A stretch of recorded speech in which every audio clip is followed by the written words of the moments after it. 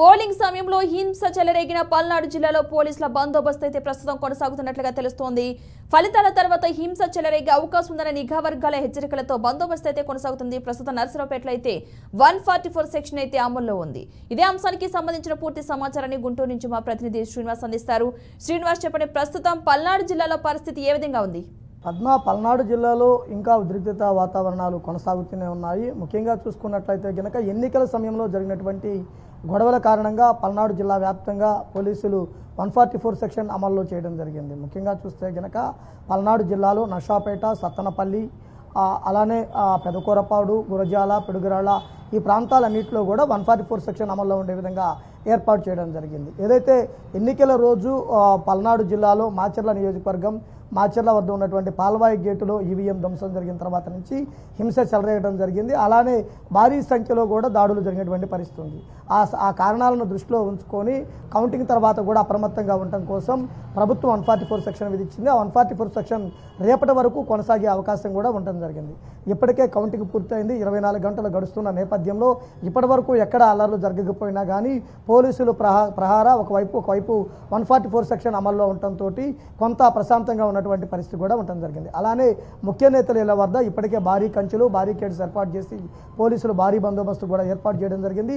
అలానే పల్నాడు జిల్లా వ్యాప్తంగా పేరు మోసినటువంటి మాచర్ల వైసీపీ ఎమ్మెల్యే అభ్యర్థిగా ఉన్నటువంటి పిన్నెల్లి రామకృష్ణారెడ్డిపై ప్రతి ఒక్కరూ కూడా ఫోకస్ చేయడం జరిగింది. ఇప్పటికీ నర్సాపేటలోనే ఉండి ప్రతిరోజు ఎస్పీ కార్యాలయంలో సంతకాలు చేయడానికి వెళ్ళొస్తున్న నేపథ్యంలో ఆయన ఉన్నటువంటి నివాసం చుట్టూ కూడా భారీ పోలీస్ బలగాలు కూడా ఏర్పాటు చేశారు. పోలీసు నిఘాలో పిన్నెల్లి రామకృష్ణారెడ్డి ఉన్నటువంటి పరిస్థితి ఉంది. రేపు హైకోర్టులో అతనికి సంబంధించినటువంటి కేసులపై విచారణ నేపథ్యంలో కోర్టు లొంగిపోమంటే తప్పనిసరిగా పోలీసుల ఎదుట లొంగిపోయే అవకాశం కూడా ఉంది. అలానే ఇప్పటి వరకు కౌంటింగ్ అయిన తర్వాత నుంచి పల్నాడులో ఎక్కడా కూడా ఒక హింసాత్మక ఘటన కూడా నమోదు కాలేదని చెప్పవచ్చు.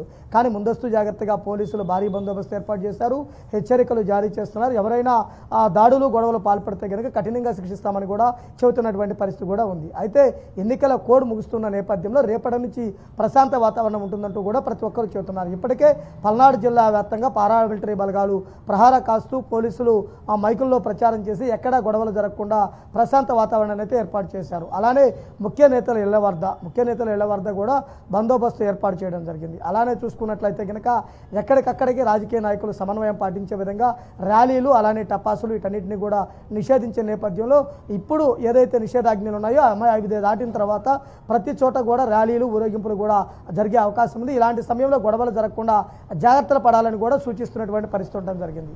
అలానే చూసుకున్నట్లయితే కనుక రోడ్లకు కూడా ఇరువైపులా బారికేడ్స్ ఏర్పాటు చేసి, ముళ్ల కంచెలు ఏర్పాటు చేసి ఎక్కడికక్కడికి ప్రతిష్టమైనటువంటి బందోబస్తును అయితే ఏర్పాటు చేశారు.